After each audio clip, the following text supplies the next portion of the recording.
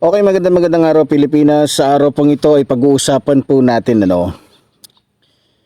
Unang-una, ito pong nangyari po dyan sa Tacloban na kung saan ay may dalawang bata na nag-amok o may dalawang bata na kumitil ng tatlong buhay na inosente.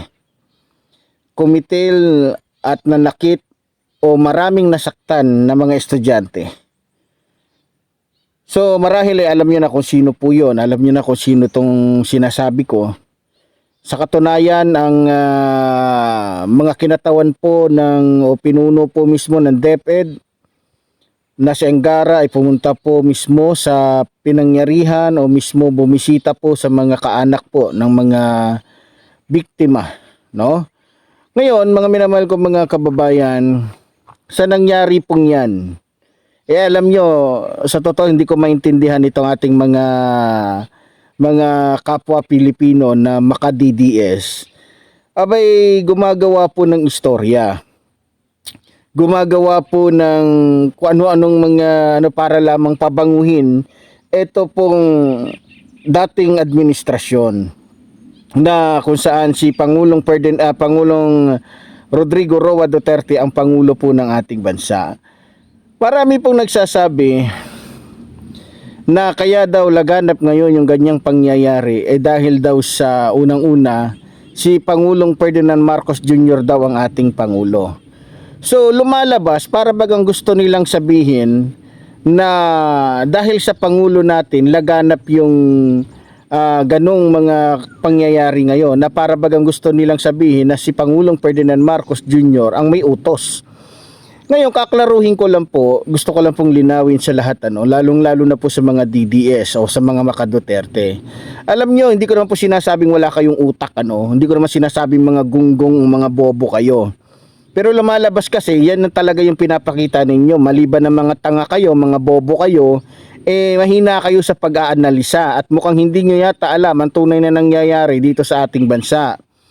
Para sabihin ko sa inyo mga DDS, ito makinig kayo. Tuturuan ko lang kayo. Ngayon ko lang kayo tuturuan uli kasi mukhang wala talagang kalaman-laman yung mga utak nyo Unang-una, hindi po hawak ni Pangulong Ferdinand Marcos Jr. ang utak ng dalawang batang yon o ng kahit sino mang utak na mayroong utak na tao sa mundong ito o sa Pilipinas.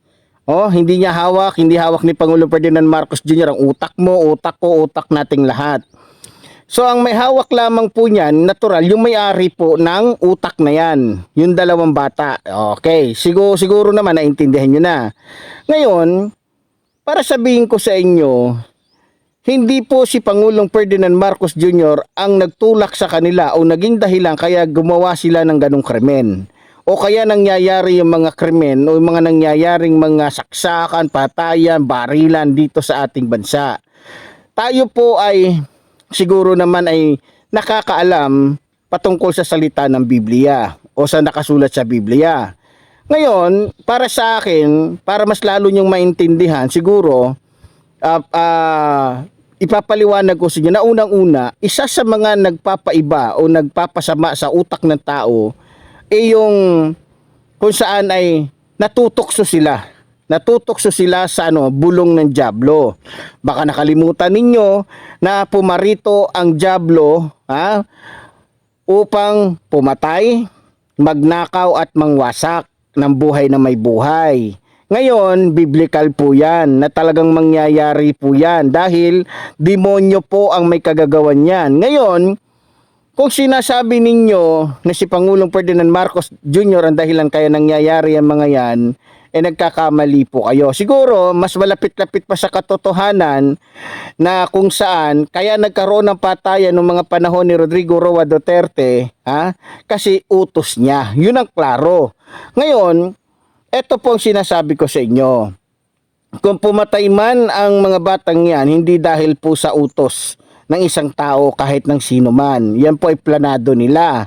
Ngayon, ang mas malapit-lapit po niyan, kung mayroon pong nangyaring patayan at mas mayroong masasabi natin mas karumal-dumal at mukhang talagang masasabi natin hindi kaya-aya at talagang mas nakakatakot yung panahon ni Rodrigo Roa Duterte. Alam niyo kung bakit? Nung panahon niya, kahit lumabas lang tayo sa bahay natin, mukha po tayong mga zombie na pwede nang barilin ng kahit sinong pulis dyan. Naalala ninyo? Na mismong sa bakura natin, takot tayong lumabas dahil baka bigla na lang tayong dukutin, barilin ng kahit sinong pulis na inutusan ni Rodrigo Roa Duterte na pumatay ng kahit wala man lamang proseso. Ha? Alam nyo, sa totoo lang, mas malupit po nung panahon ni Rodrigo Roa Duterte. Kasi, mismong ang Pangulo ang umuutos o nag-uutos sa mga pulis na pumatay ng mga inosente. Kasama na doon yung mga bata, kasama na doon yung mga walang kamuwang-muwang. Kaya wag ninyong isingit, kaya wag ninyong gamitin yung mga ganyang pangyayari para lamang pabanguhin si Rodrigo Roa Duterte. Unang-una, mas nakakatakot sa panahon niya. Dahil bakit? Pati yung mga inosente, bata, matanda, pastor, o pare, namamatay ng ganun-ganun na lamang nang walang dahilan. Dahil sa ang nag-utos ay yung taong walang pakundangan sa kanyang kapangyarihan. Na kung saan inaabuso yung kanyang kapangyarihan. Ngayon, siguro naman maliwanag na sa inyo. Unang-una, may mga dahilan, lalong-lalo na may nilabas na sa sinabi na ang ng DepEd, secretary ng DepEd, lalong-lalo na yung sa DSWD, nagsalita na rin. So meron na silang mga nalaman na dahilan kung bakit nagkaganon o bakit nagkakaganyan o bakit nagawa ng mga batang yon yung ganong senaryo, no? Kitang-kita naman mga minamahal ko mga kababayan, ito palang batang ito